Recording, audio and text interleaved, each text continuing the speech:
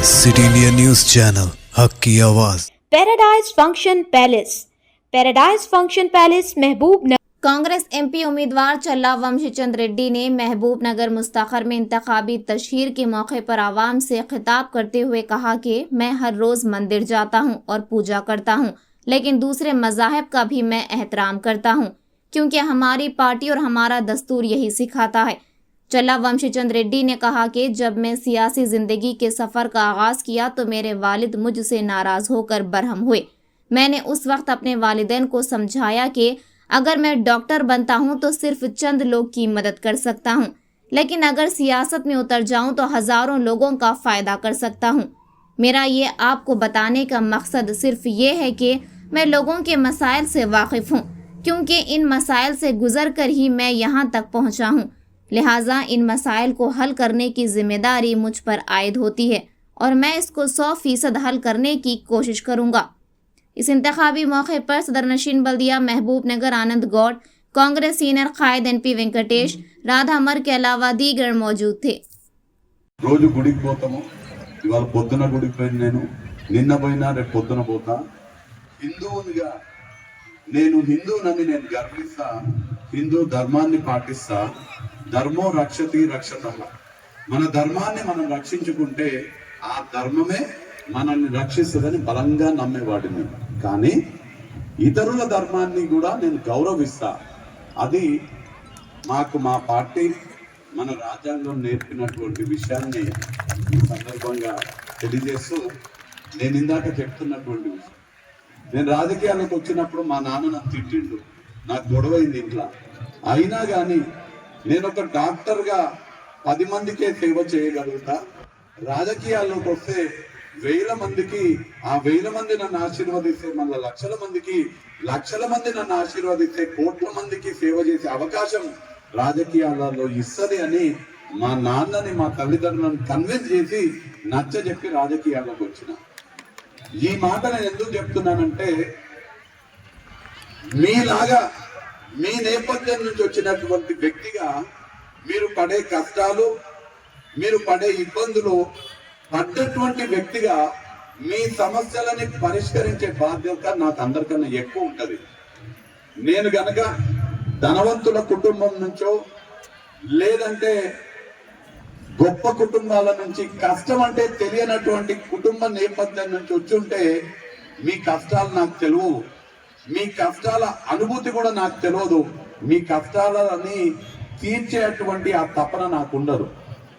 మీలాగా మీరు పడుతున్నటువంటి కష్టాలు నేను ఎదుగుతున్నప్పుడు నేను పడ్డా కాబట్టి, నేను పడ్డటువంటి కష్టం ఎవ్వరు పడకూడదు అనేటువంటి తాపత్రయంతో మీ కష్టాలు తీర్చే ప్రయత్నం నేను చేస్తా అని నేను మీకు హామీ ఇస్తున్నా.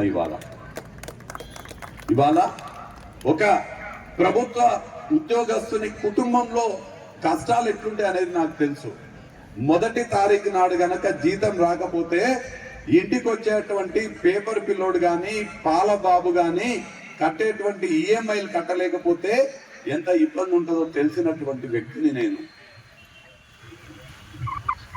మన ఇంట్లో పైసలు లేకపోతే అప్పు చేయనికి, అప్పడుగా నీకు దగ్గరికి పోతే అప్పు అందకుంటే 10 ఇళ్లలోకి పోయి నా పిల్లోడికి ఆరోగ్యం బాగాలేదు, ఇన్ని పైసలు అప్పియాలని అడుగుతున్నటువంటి బాధలు తెలిసినటువంటి వ్యక్తిగా చెప్తున్నా మీకు. ఇవాళ రాజకీయాలలో ఎంతో మంది వస్తుంటారు. కొంతమంది పదవుల కోసం రాజకీయాల్లోకి వస్తారు. ఒక పదవి వస్తే ఆ పదవి చూపెట్టుకొని ఇంకా పెద్ద పదవి రావాలనే ఏకైక కాంక్షతోటి రాజకీయాలలో ఉంటారు. నేను ఎమ్మెల్యే కావాలి. ఎందుకు ఎమ్మెల్యే కావాలి? నేను మంత్రి గానికే ఎమ్మెల్యే కావాలనుకుంటారు.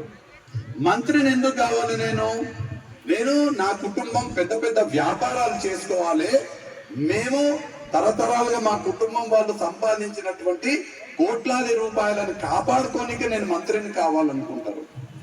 నేనుండాలి, నా కుటుంబం ఉండాలి, నా కుటుంబం వాళ్ళందరూ పెద్ద పెద్ద బిజినెస్లు చేసుకోవాలని అనుకుంటారు. ఎంపీగా కావాలనుకుంటారు. ఎందుకు ఎంపీగా కావాలనుకుంటారు?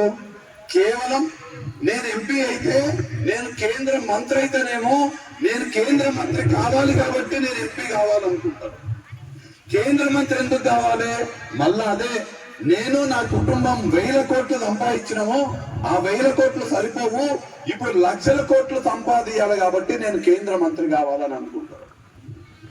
అది కొంతమంది రాజకీయ నాయకుల నేపథ్యం, ఆలోచన విధానం.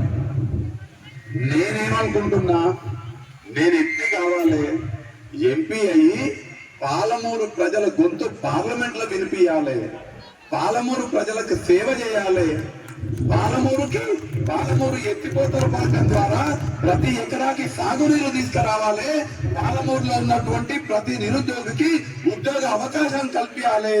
అందుకోసం నేను ఎంపీ కావాలని నేను అనుకుంటున్నా. మీరు ఒక్కసారి విజ్ఞతతో ఆలోచన చేయాలని మిమ్మల్ని అందరినీ కూడా కోరుతున్నా. ధర్మం ఎటువైపు ఉంది? ధర్మం ఏం కోరుకుంటది? ధర్మం ఏం చేస్తే మంచి ఉంటది అని ధర్మం చెప్తుందో, నమ్మినటువంటి సిద్ధాంతానికి ఎవరు కట్టుబడి ఉంటున్నారు? సంతోషం. నమ్మినటువంటి సిద్ధాంతానికి ఎవరు కట్టుబడి ఉంటున్నారు? స్వలాభం కోసం పూటకు ఒక సిద్ధాంతాన్ని మారుస్తున్నది ఎవరు అనేది ఒకసారి మీరందరూ కూడా ఆలోచన చేయండి. మీరందరూ కూడా ఆలోచన చేసి రానున్న ఎన్నికల్లో విజ్ఞతతో మీ అమూల్యమైన ఓటు హక్కు వినియోగించుకోవాలని మిమ్మల్ని అందరినీ కూడా నేను ఇవాళ కోరడం జరుగుతున్నది.